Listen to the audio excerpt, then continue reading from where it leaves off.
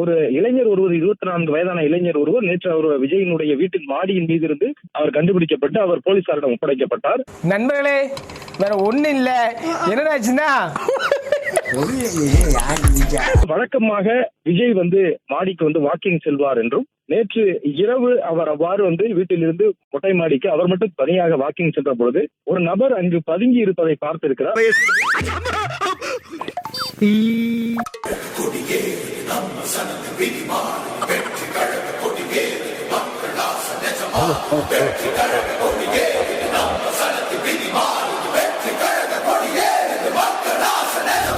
அந்த நபர் விஜயை பார்த்தவுடன் ஓடி அவரை கட்டிப்பிடித்துக் கொண்டதாகவும் அதற்கு பிறகு அவர் தன்னுடைய ரசிகர் என்பதை புரிந்து கொண்டு அவரிடம் பேசி கீழே அழைத்து ஒரு பாதுகாவலரிடம் ஒப்படைத்திருக்கிறார்.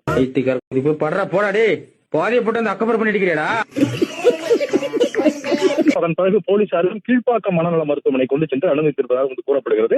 ஒருத்தம் பைத்தியமா இருந்தா சமாளிக்கலாம், மொத்த பேரும் பைத்தியமா இருக்கா?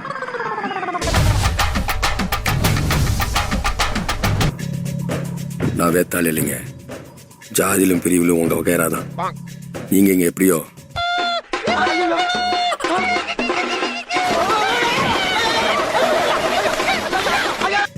அதை விட நாங்க எங்க ஊர்ல தெரியலன்னா 2 பேர்த்துக்கிட்ட கேட்டு தெரிஞ்சுங்க.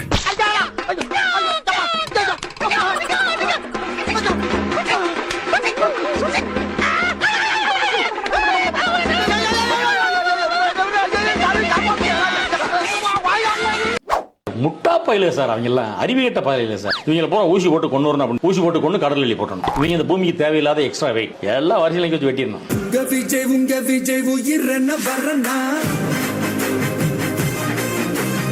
இந்த ஆட்சி டிவிகே விஜய் தான் வருவாரு.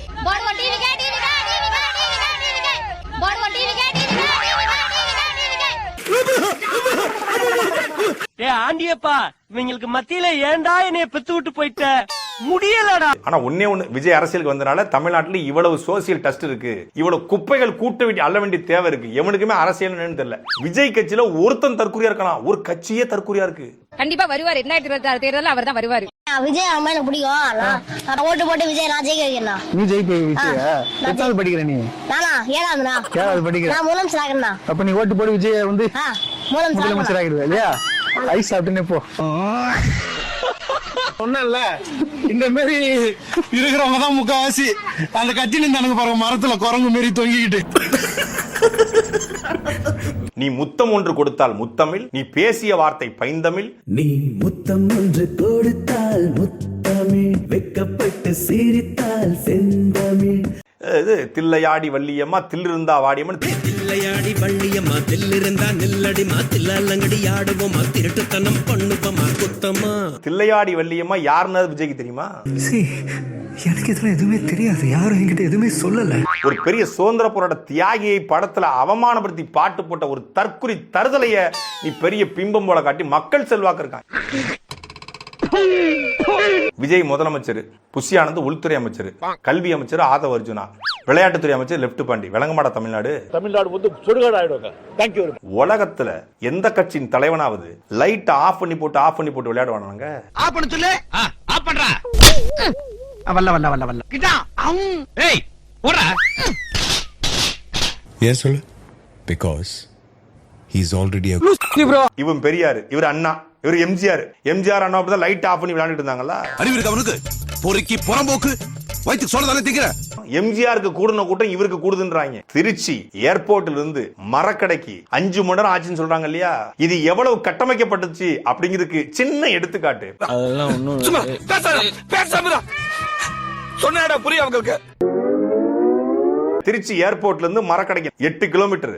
இதே மரக்கடையில விஜய் பேசிக்கிட்டு இருக்கும்போது ஒரு ஆம்புலன்ஸ் உள்ள வருது. எப்படி அந்த ஆம்புலன்ஸ் தனியா வழி விட முடிஞ்சது? ஆம்புலன்ஸ்க்கு விட்ட வழி விஜய் பஸ்ஸுக்கு விட முடியலையா? இல்ல உன்னைய பத்தி நான் கூட என்ன ரசிக்கிறேன். நீ சீப்பாளா இருந்திருக்க. நினைச்சிருந்தா 10 நிமிஷத்துல போயிருக்கலாம். ஏன் அம்பேத்கருடைய சிலைக்கு விஜய் மாலை போட வந்தார, விஜய் வெளியே வந்தப்போ இட்டுன்னு வரதா ரொம்ப கஷ்டம்னு அம்பேத்கர் சிலைக்கு மாலை போடும் போது கூட்டம் வரல. கரெக்டா சொல்றானே. இது அப்படியே ஊருக்குள்ள தண்டாரப்பட சொல்லுங்கடா, நல்லா இருக்கும். இங்கிருந்து கோவாக்கு போனாரு த்ரிஷா கூட, கீர்த்தி சுரேஷ் கல்யாணத்துக்கு. அப்பெல்லாம் கூட்டம் கூடல. எப்படான்னு தெரியுற நீ. இன்னொரு பக்கம் தாவேகா விஜய்க்கு ஆதரவாக களமிறங்கியிருக்காங்க. யாரு? வலைபேச்சு அந்தனம் பிஸ்மி, புழுச்சட்டம் மாறன். சினிமாவுக்கு ரிவ்யூ போடக்கூடிய விமர்சகர்கள் களமிறங்கியிருக்க ஆளுங்க முகரக்கட்டைய பாருங்களேன். நீ பேசுற, நீ எல்லாம் ஒரு ஆள், என்ன பிஸ்மி, எல்லாம் ஒரு ஆளு. ஏடா பணத்துக்காக பிச்சை எடுத்து பணத்தை வச்சுட்டு பேசக்கூடிய நீயே ஒரு பிச்சைக்கார சொறி நாய், உனக்கு சொரிஞ்சு விடுற நாய் இந்த நாய். ஒவ்வொரு முறையும் வந்து ஒவ்வொரு எலெக்ஷன் வந்து முன்னுதாரணமா காட்டுறீங்க. 67, 77 மாதிரி 26 முன்னுதாரணமா காட்டுறீங்க. 67 வந்து என்ன நடந்துச்சு, 77 என்ன நடந்துச்சு? அதை பத்தி நமக்கு இது வரைக்கும் தெரியல. அதான்டா எனக்கு தெரியல. எங்க தளபதி என்ன சொல்றாரு அதுபடி தான் நாங்க இது வரைக்கும் போயிட்டு இருக்கிறோம். தளபதி தான் படிங்க, கொள்கையெல்லாம் தெரிஞ்சுக்கிங்க அப்படின்னு சொல்றாரு. படிக்கிறோம். இப்ப நீங்க 1.5 வருஷம் கட்சி ஆரம்பிச்சு 1.5 வருஷம் அது என்னென்ன கொள்கையெல்லாம் தெரிஞ்சிருக்கீங்க? நாங்க படிக்கிறது அம்பேத்கர், பெரியார். அந்த சரி, அம்பேத்கரோட கொள்கையில ஒரு 2 சொல்லுங்க. அம்பேத்கர் கொள்கையில சரி, பெரியாரோட கொள்கையில 2 சொல்லுங்க. தெரியல. இது அண்ணாதுரை அவர்களை போட்டோவும் எம்ஜிஆர் அவர்கள் போட்டோவும் வச்சிருக்கீங்க. எதனால அவங்களோட 2 பேர் போட்டோ வச்சிருக்காங்க? வந்து இப்ப நான் என்ன உங்கள்ட்ட சொல்றது, அண்ணாதுரை அதை ஏற்கனவே சொல்லிட்டாரு அவரு. இல்ல நீங்க சொன்னீங்கன்னா நல்லா இருக்குன்னு தோணுது. அப்படி இல்லைங்க, அவரு சொன்னதுக்கு அப்புறம் திரும்ப எதுக்கு என்ன சொன்னாரு விஜய் அவர்கள்? என்ன சொன்னாங்க? அவரு சொல்லிட்டாரு, அவ்வளவுதாங்க. அப்ப நீ மனப்பாடம் பண்ணல. இப்ப நம்ம கட்சியில 5 கொள்கை தலைவர் வச்சிருக்காங்க. அம்பேத்கர், பெரியார், காமராஜர், அதுக்கப்புறம் பாத்தீங்கன்னா வேலுநாச்சியார், அஞ்சலி அம்மாள். 5 பேர்ட்டு நீங்க என்னென்ன கொள்கை எல்லாம் எடுத்திருக்கீங்க? தலைவரே சொல்லியிருப்பாங்க எல்லாருமே. அவருக்கே அவர் என்ன அரசியலுக்காக வந்திருக்காருன்னு தெரியாது. அவர் வேணா ஒரு தனியா ஒரு பேட்டி கொடுக்க சொல்லுங்களேன். உங்க கட்சியோட கொள்கைகள் என்ன, கோட்பாடு என்னன்னு கேட்க சொல்லுங்களேன். அவரால் அவர் சொல்லவே முடியாது. அவரோட ரசிகர்களுக்கு யாருக்குமே கூட அது தெரியாது. அவங்க பாக்கணுங்கிற ஒரு ரசிக மனப்பான்மையில மட்டும்தான் அவரோட பொதுக்கூட்டங்களுக்கு எல்லாம் அவ்வளவு கூட்டம் வந்துட்டு இருக்கே ஒழிய அவர் கோட்பாடுனால கொள்கையினால எல்லாம் அங்க ஈர்க்கப்பட்டெல்லாம் யாருமே வரல. சோலி முடிச்சு ஓப்பனா சொல்றேன், இந்த மூஞ்சி காட்டுற பசங்க, வெறப்பாவே இருக்கவங்க, இவங்களெல்லாம் கூட நம்பிடலாம். ஐயோ நீ எனக்கு இன்னொரு அம்மா மாதிரிமா, உன்னை தவிர வேற யாருமே பார்க்க மாட்டேன், இப்படி தலை குனிஞ்சுனே போயிடுவேன் அப்படின்லாம் சொல்றாங்கல்ல, அவங்கள மட்டும் நம்பவே கூடாது. என்ன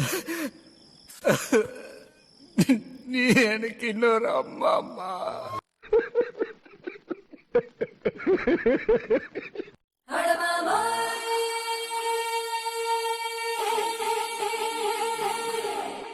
பனையூரு நாட்டாம வெயில்ல தலை காட்டாம சனிக்கிழமை வெளிய வரும் மாமா. அரவேக்காடு அண்ணானா கம்பவுண்டுக்குள்ள மண்ணானா பேசுறதெல்லாம் வெத்து பஞ்சு. ஆமா, அந்த FTFS டிக்கெட்டை நான் 1000 ரூபாய்க்கு தந்தேன். பெருசா கொள்ளை அடிக்கத்தானே பாலிடிக்ஸுக்கு வந்தேன். கொள்கை இல்ல கூட்டத்தம்மைக்கு அடிமையாக்கு போறேன். நம்ம ஸ்டேட் பிரச்சனைக்கு எல்லாம் நான் சைலண்ட் போர்டில் இருப்பேன். சாட்டர்டே மட்டும் தானே சந்தா வருவேன். பார்ட் டைம் பொலிட்டிஷியனா ஏமாத்துவேன் நானே.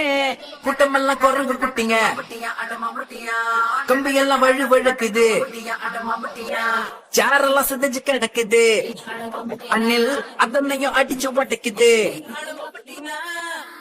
அண்ணா அது சாஞ்சி போச்சுண்ணா, இறங்க சொல்லிருங்கண்ணா. விஜயண்ணா சாஞ்சி போச்சுண்ணா, அது இறங்க சொல்லிருங்கண்ணா. ஹலோ பிரதர் சார், அவரை இறங்க சொல்லுங்க.